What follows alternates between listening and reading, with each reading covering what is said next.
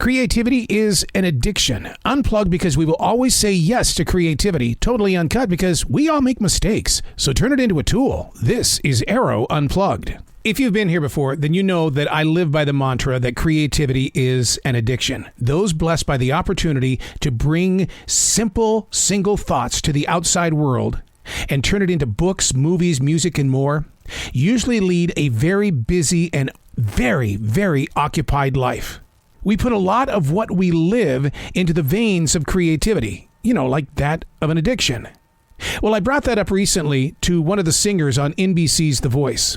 She kind of planted a different point of experience.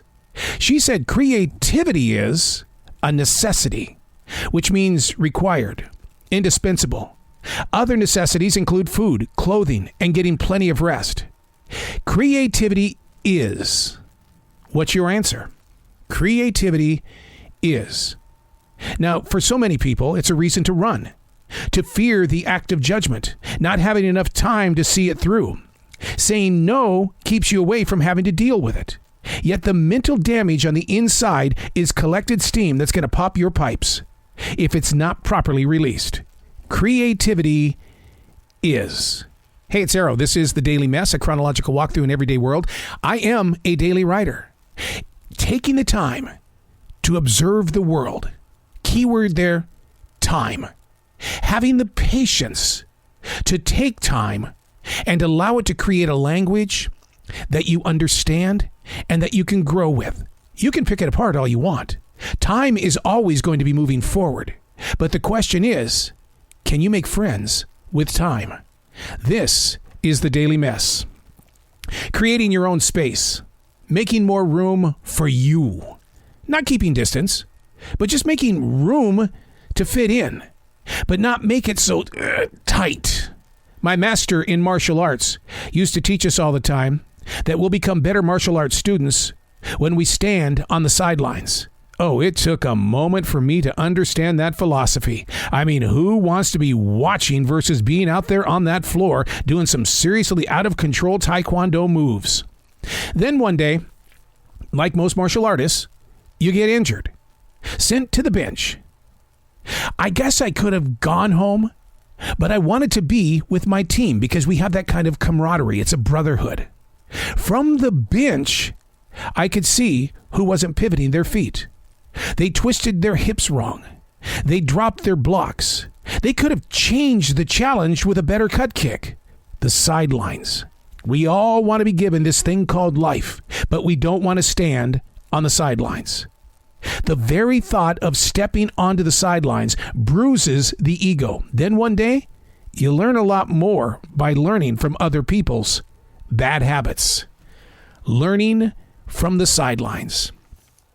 We don't know who we really are when it comes to other people's thoughts of who they think we are. And somehow, some way in the middle, they've got to meet. And if they don't, well, there's a big chance you're going to be ghosted or canceled. Because that's the way of the world at this point in time. But when you step to the side and you learn to watch, that's what the Daily Mess is all about. I'm just watching. I'm just observing. I'm just listening and smelling the atmosphere of what is right now. But when you step to the sidelines and you study what is moving through your emotional moments as well as others who are connected to you, then the story physically begins in the way of creating a conversation without canceling somebody or ghosting another person. Your daily goal is to be present. Sure, we all have this habit of living in a past that we would like to change, but you know what? Even if you could change it and it came up into this present moment where we are right now, would it really be worth its weight of gold? That's the thing about it. Somebody once said, so man, you were once married for 12 and a half years. What do you think it would be like today? I don't think about it. And the reason why I don't think about it is because that was the 1980s and the 1990s. A completely 100% different world and experience. The goal is to stay right here, to be present in your own space. But how do you make more room for you without it making it look like you're trying to take over that space? That's when people get more protective. And I've seen that so many times in the real world, especially when you go to the infield of a NASCAR race and you've got your RV. They are so protective of their space. It's down to inches. The same is true about the everyday world. Quit trying to stick out your elbows and have your own place of space peacefully.